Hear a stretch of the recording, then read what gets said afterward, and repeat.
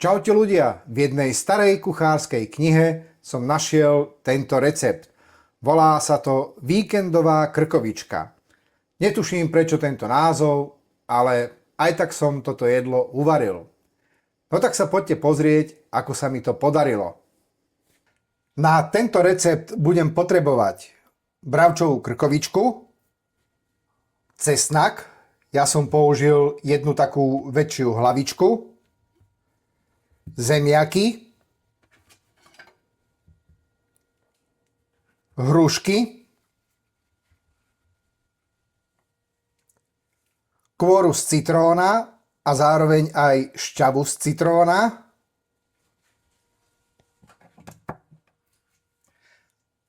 petržlen, soľ, korenie 4 farieb a čili vločky. Plátky bravčovej krkovičky trochu naklepem.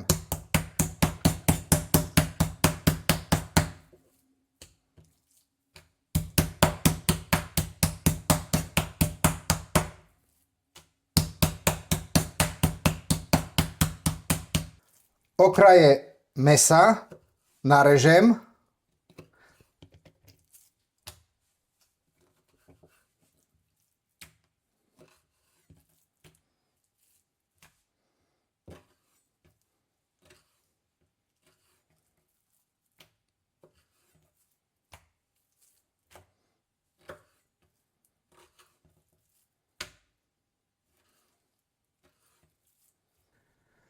Poďme si pripraviť marinádu na naloženie mesa.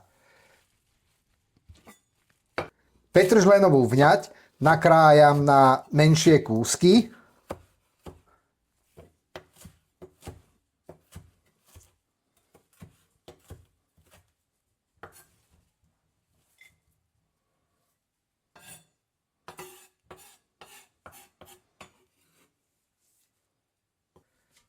Citrónovú kôru nastrúham na jemnom strúhadle.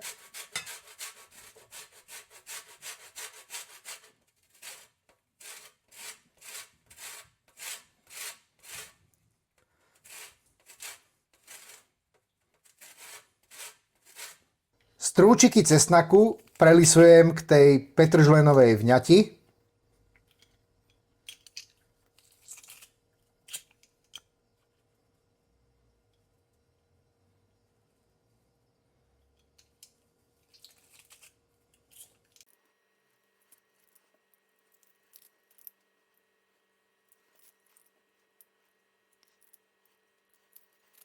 Z citrónov vymačkám šťavu.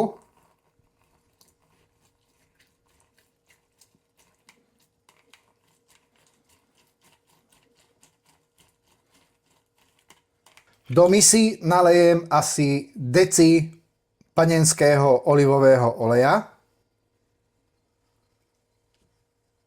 Pridám vymačkanú šťavu z citrónov.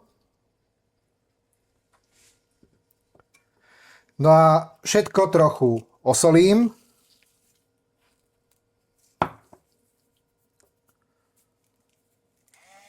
Okorením čerstvo namletým korením 4 farieb.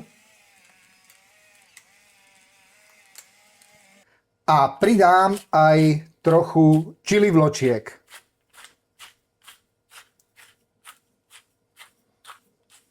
Všetko spolu premiešam.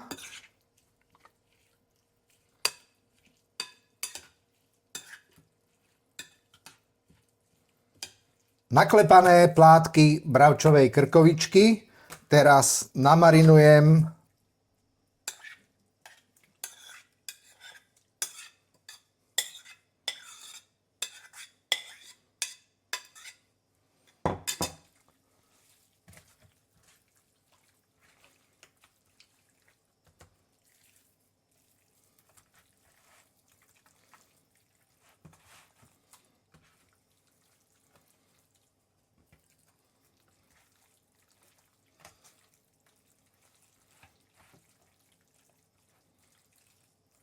Namarinované plátky krkovičky teraz odložím na nejaké 3 až 4 hodiny do chladničky. No a kým sa nám marinuje mäso, pripravím si ďalšie suroviny.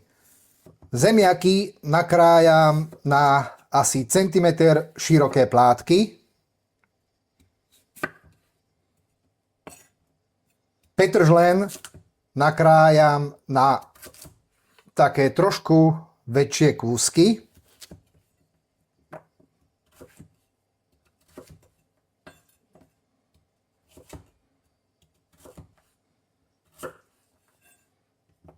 Z hrušiek vyberiem jadierka.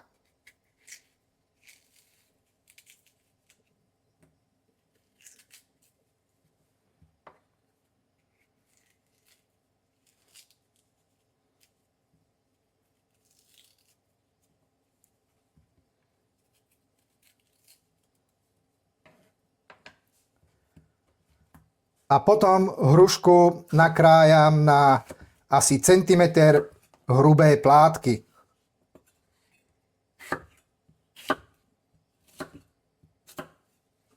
Do hlbokého plechu naukladám nakrájané zemiaky.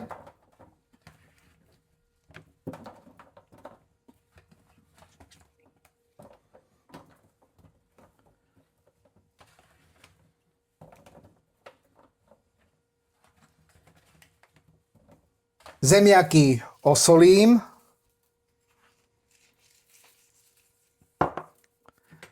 A okorením čerstvo namletým korením 4 farieb.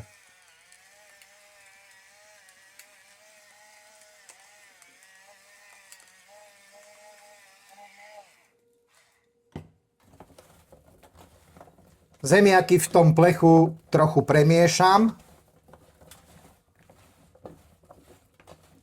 A do plechu naukladám aj nakrájaný petržlen.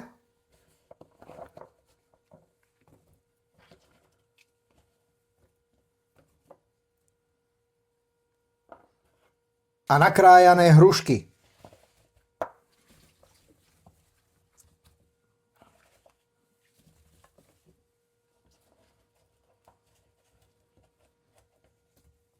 Prešli 4 hodiny a z chladničky som vybral namarinované plátky krkovičky, ktoré teraz uložím na tie zemiaky, petržlen a hrušky.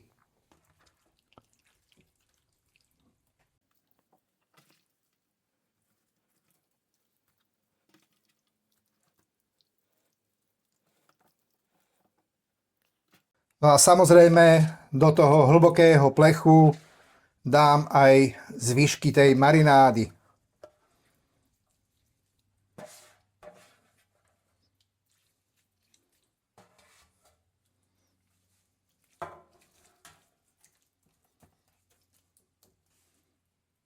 No a nakoniec do toho plechu pridám pár polievkových lyžíc bravčovej masti.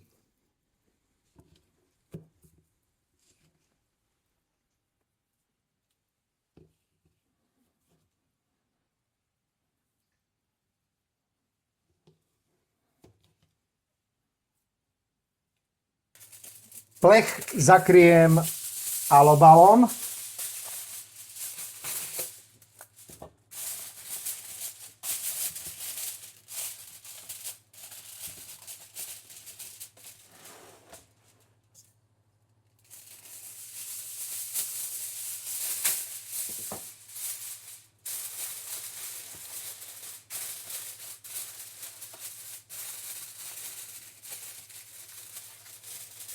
No a teraz dám plech s tými zemiakmi a mäsom do rúry rozohriatej na 180 stupňov Celzia a nechám to tam piecť asi takých 90 minút.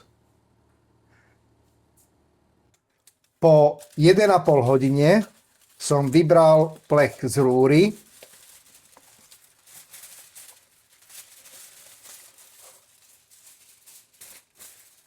plechu som odstránil alobal.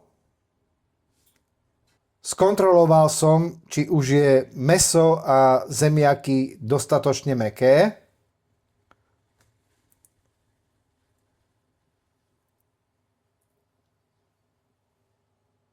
A teraz vložím plech naspäť do rúry, stále rozohriatej na 180 stupňov a nechám to mäso so zemiakmi zapekať ešte ďalších 30 minút.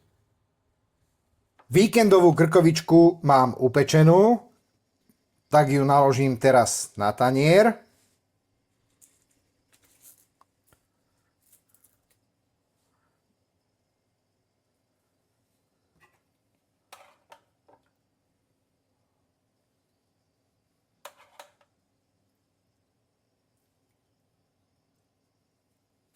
Ak sa rozhodnete pripraviť víkendovú krkovičku podľa tohto videa, dajte mi prosím vedieť, ako sa vám podarila. No a nakoniec, ako vždy, vám zaželám už iba dobrú chuť.